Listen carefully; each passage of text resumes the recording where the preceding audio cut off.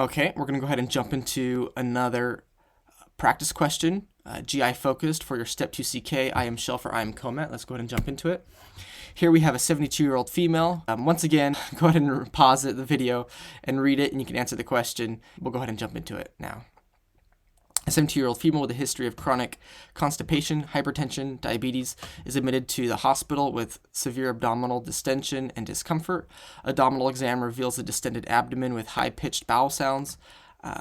Plain abdominal x-rays show marked colonic distension with no evidence of mechanical obstruction. The patient's vitals are stable. Initial management includes bowel rest, rectal tube decompression, and IV fluids. However, she doesn't improve after 48 hours of conservative management and wants to know what's the best next step for this patient. So, first step, I don't know if you picked up on it, but what we're describing here in this question stem, what you see on the x-ray findings, the marked colonic distension, but no obstruction, is a condition called, if I can say this right, Ogilvie's syndrome, or acute colonic pseudo-obstruction, which I have seen in a question or so, and so it is something to know, probably a lower yield question. But the next step, when you have someone who hasn't been treated for 48 hours or hasn't improved with conservative management with Ogilvie's syndrome, the next step is C, administer neostigmine and then monitor. And neostigmine is a cholinergic medication. It's often considered the next step after conservative management. It helps improve colonic motility by enhancing the effects of acetylcholine at the neuromuscular junction.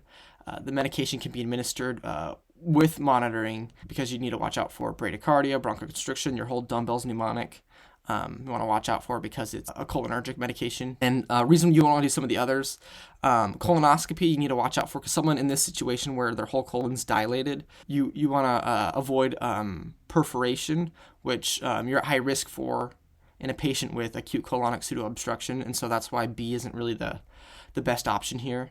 And surgery, option D, really isn't a good idea either because it's kind of reserved for cases of perforation or ischemia. So, I mean, had you perforate his colon with a colonoscopy, and then you could do surgery. But as far as what's the next step after conservative management, the best option is going to be C, neostigmine. And antibiotics you wouldn't really give unless there was an infection present, which we're not dealing with. And obviously, continuing A, that's what you've been doing, so you need to do the next best step, which would be C.